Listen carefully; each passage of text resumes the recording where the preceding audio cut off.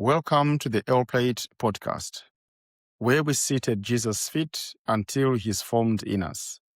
I'm your brother and fellow disciple, Pardon Shagwai. In case you are new to this podcast, our goal is to steer each other to follow Jesus as our sole example of discipleship, acknowledging that we'll always be students and always wearing the L Plate on our back. During the beginning of this year, we decided to each one of us give our personal testimonies of how we became disciples. And so far, I've heard some wonderful testimonies from my brothers and sisters. Adonis has given his, Dumi, Bongai, Andrew, and Emmanuel. And I encourage you to go check those out in case you haven't heard them.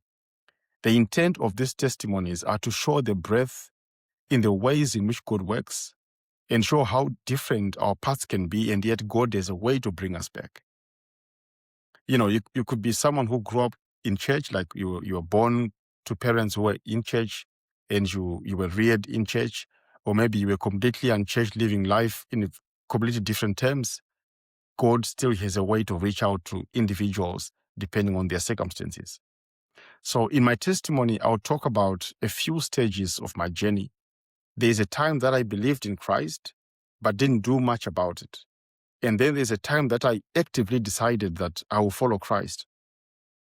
Jesus says to his disciples, whoever wants to be my disciple must deny themselves.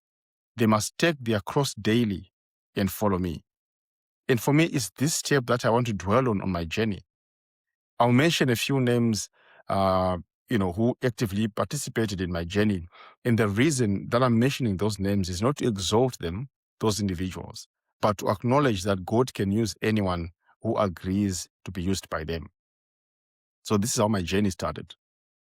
As a young boy, my mother was part of a very traditional church, and going to church for her or praying to God was one of those things just did on a weekend as a checkbox to tick on the weekend, and she would only go or take us when it was convenient. We would recite the Lord's Prayer at the end of every service. And in my head, I thought my ability to recite that prayer was the primary measure of spirituality. So I worked so hard to getting that prayer right. The prayer that says, Our Father who art in heaven, hallowed be your name. I tried so much to get it right because I thought in my head, once I get it, then I'm a spiritual person. But now for so many years, my mother was very sick. She had a disease that could not be diagnosed. She went to see the normal doctors, like, normal doctors. But also she went to see traditional healers, African traditional healers. She had several surgeries, which all did not help. And her pain was so severe, and, her hope was despairing. I was young at the time, probably around year 3, year 4, thereabout. But just observing her live her life, she was very weary and very tired of life. And for many years, she was like this. And I remember one day there's a neighbor of ours who was going to this Pentecostal church. And she came to her name was Sister Konzo. And she came to invite her to church. And my mother wasn't, at this point, she had nothing else to lose. She had gone everywhere. She had tried everything. But this strange Pentecostal movement that was new to us, she didn't fully understand it. And I say strange because the churches that she had known or that we had known at that time, they were very traditional and reserved. We didn't make any noise when we worshipped. We didn't play any musical instruments. But in this particular church, they would play, the keyboards, the drums, and it was strange in our context. So she goes, however, and she gets prayed for. And instantly, she gets healed.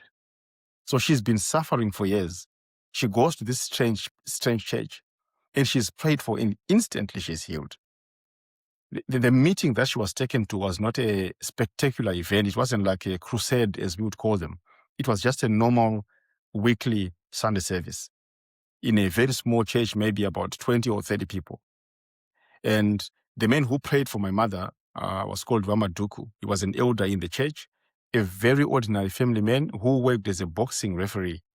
And I'm mentioning these details to show that God uses everyday people who avail themselves to him. My mother didn't believe, and yet the faith of others made her well. The faith of others who believed in God made her well. So on returning home, she was so full of joy and happiness. And as a family, we all joined in this new faith that she found, because we'd never seen anything like this. But now the challenge is, because we were living in a poor community, our understanding of how God works or what this was about was a bit limited. So because we came to the faith through a healing of my mother, we understood God as someone who is there to provide, as someone who is just there to provide, like their role in our lives. When we need food, we ask from Him. When we need healing, we ask from Him. When we need money, we ask from Him. So we did not seek God for anything beyond this. He was like to us like an ATM machine where, you just go there, you put in your card, you get something out, and that's it. So our relationship with God, at least mine, my relationship with God was just to the extent of asking and receiving. And sure enough, He did provide. And maybe that also formed part of the reasons why I continued with this view, because each time that would ask, He would provide. And one clear example that demonstrates, this idea for me, or that cemented this idea for me, is I got sick as a young man. I think I was in year 5 at the time. I just got sick, and my body got paralyzed in an instance of during the night. And my mind was still functional, but my whole body was frozen. I couldn't do anything. My dad was at work, and my mother was back in the village. I remember my 2 teenage sisters, they'd seen my mother getting healed at the church. And the only thing that they knew to do was to go back to that elder. So they carried me on their back in the middle of the night. And soon as they got to his house, they just knocked at the door before the man even wakes up. My body was fully recovered. I was back standing on my feet with no problem in my body at all.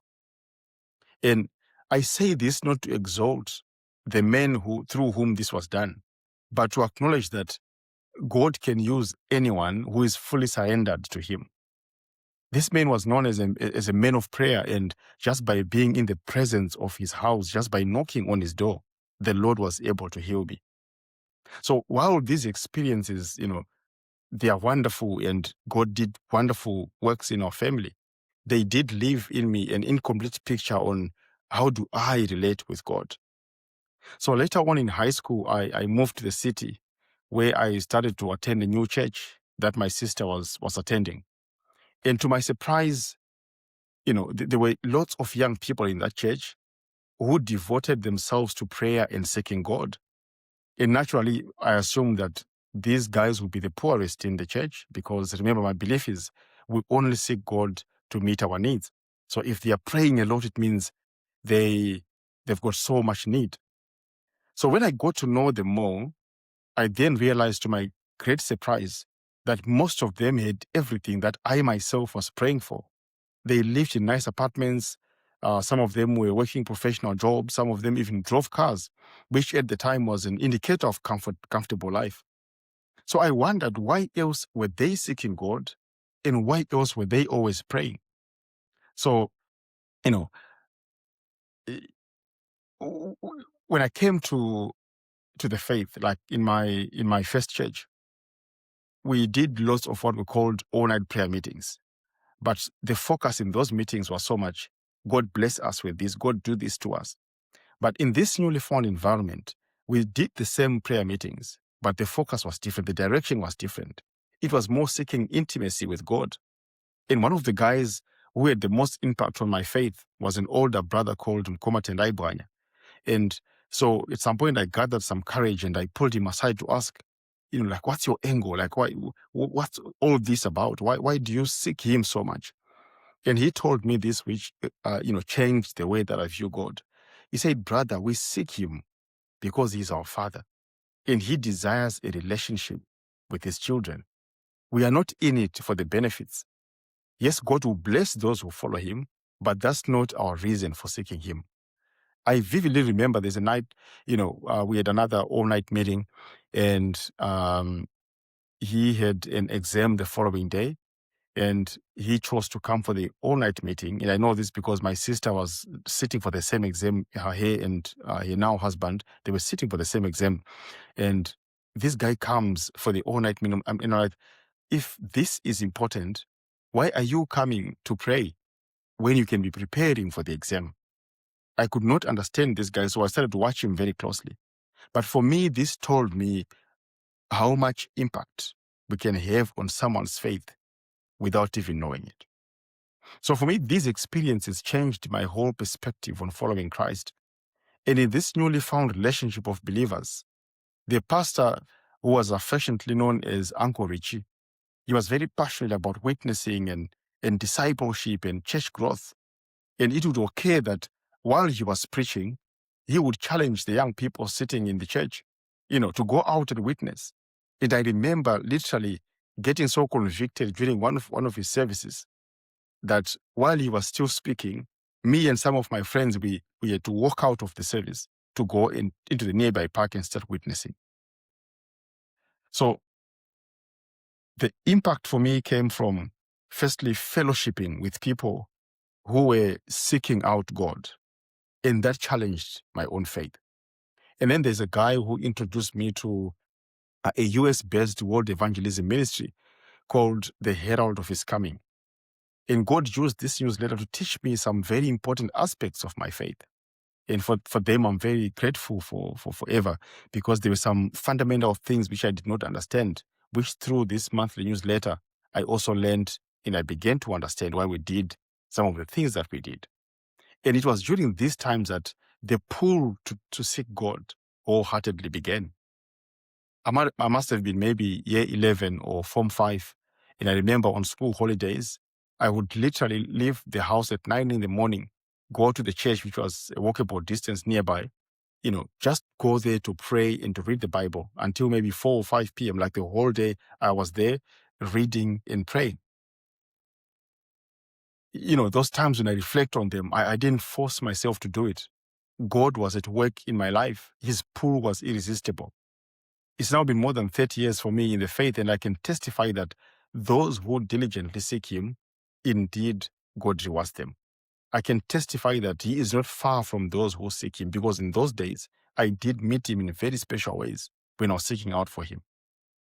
And so now, each time that you draw near to Him, He promises that He will also draw near to you. And I encourage anyone who wants to know more of Him to seek Him out.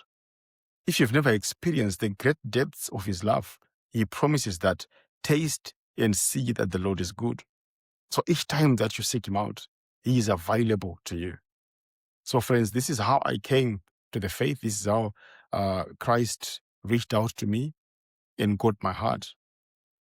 And till next time, keep your eyes on Jesus, front and back. Stay at His feet, because disciples do not graduate. May God richly bless you.